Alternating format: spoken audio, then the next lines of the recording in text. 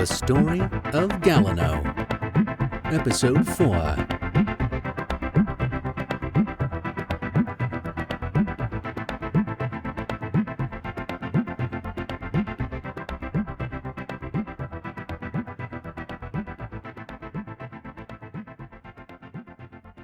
When last we left Gallano and the Felinian... Oh, crap. With the Collector's deep red death ray-like stare beaming down through the French doors directly at Gallano, he struggles and fails to stand upright, buckling under the sheer psychic depressive power of the Collector. Gallano, no! Fight it! Come on! The Collector presses one of its huge bat-like claws against the glass of the door and slowly begins to pass through it, merging and melding first. Then 1, 2, and 3 monstrous claw tips come into view inside the house. The pressure continuously mounting. Gallano can't find his bearings and, while not knocked out of commission, is on hands and knees in a deep, depressive daze. We need cover! Overtaken with her extensive military training, Socks grabs Gallano by the shoulder with her mouth like a mother to her kittens and drags him behind the kitchen island and out of direct view of the slowly entering Collector. Oh, God, you taste delicious. What are you, Gallano? The Collectors aren't here for me or my kind. We are immune to their psychic oppression. But you, how are you still conscious? Your kind have no resistance to the Collector's power. What are you, Gallano? Speak! We have no time and I need to know as much as you do if I am to keep you alive. I don't know what I am. I'm not special. I'm me. I'm a scout. I'm a reject from some project. Project? Hybrid project with humans. They have power, and I'm supposed to be something, but I'm not. I'm a rejected hybrid. I didn't hit the right percentage. Percentage? The Collectors only go after high-value targets. There's got to be something special about you. What, I cannot for the life of me tell, other than that disgusting deliciousness you are exuding right now. I need to focus. Can you get up? Can you run, Gallano? I can't focus. I feel like I'm constantly in the middle of being beaten in the head. It will be inside soon. If you can run with me, I can take you to safety. But we have to get outside. I'll need your opposable thumbs to open the front door. I'll watch for an opening, but when I say, "What on earth?" Just as Socks peers beyond the island to check the status of the incoming Collector, a bright, thick column of light bursts forth from the darkness, just behind the now halfway through the glass door monstrosity. What in the... Rising slowly within a ring of burning grass, dressed in a tactical skin-tight suit, stands Val number 9. Okay, what is going on? Sam appears and, as far as holograms can, gasps in happy surprise. The Kiri project is functional. Gallano, you're gonna wanna see this. Gallano peers his head out in between Socks and Sam and sees the tall, molten red-haired warrior fix her ice blue-eyed gaze on the Collector, closing in through the glass. A moment passes.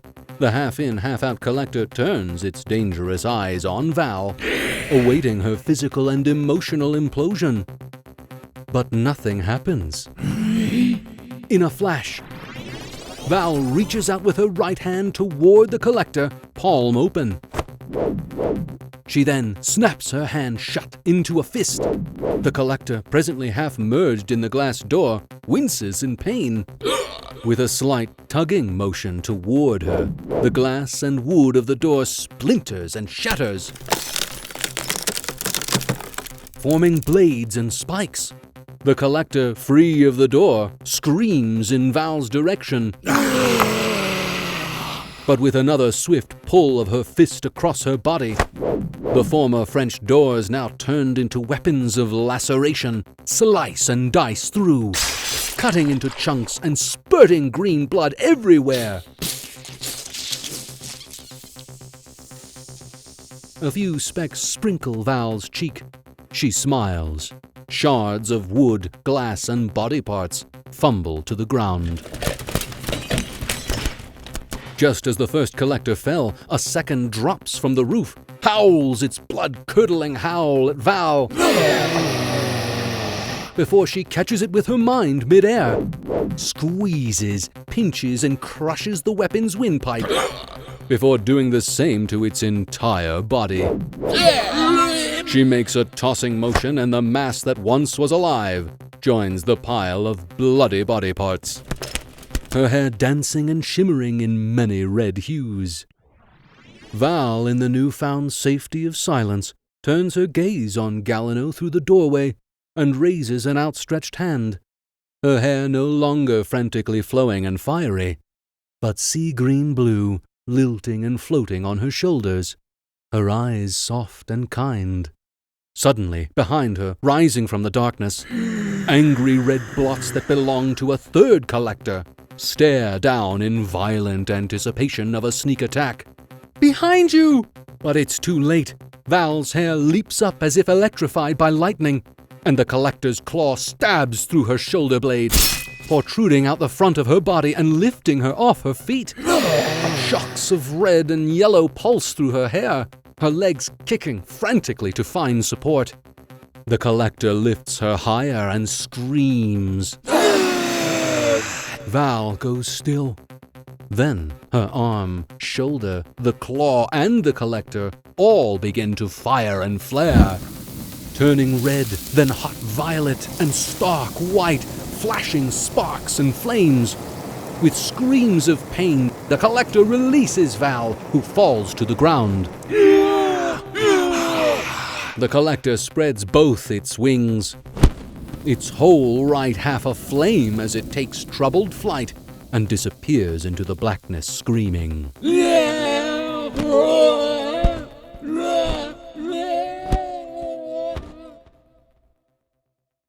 Val lays motionless. Gallano runs through the heaped corpses and to her side. "Oh, wow, that was amazing. Huh? Are you alive? Oh, tell me you're alive." Val coughs and winces in pain at the remains of her charred right shoulder, turns to look upward and locks eyes with Gallano, still and staring into him, and he into her. Then, coughing and wincing, she breaks eye contact and rolls on her side away from Gallano. In an instant, the same beam of bright white light careens down, envelops her, and in another, she's gone.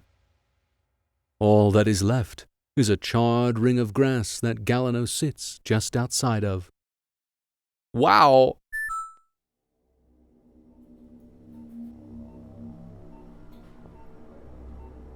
We've gotten confirmation of Gallano and collectors in the vicinity from this model.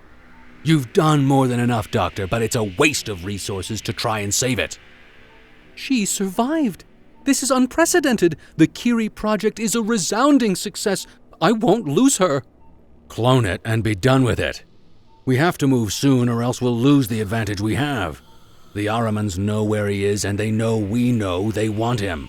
We have a small window and it's closing fast. I will not lose number 9. I have a mole to cut out. One way or another, we have to resume operations. Don't waste time we don't have. Come on, number 9. Stay with me.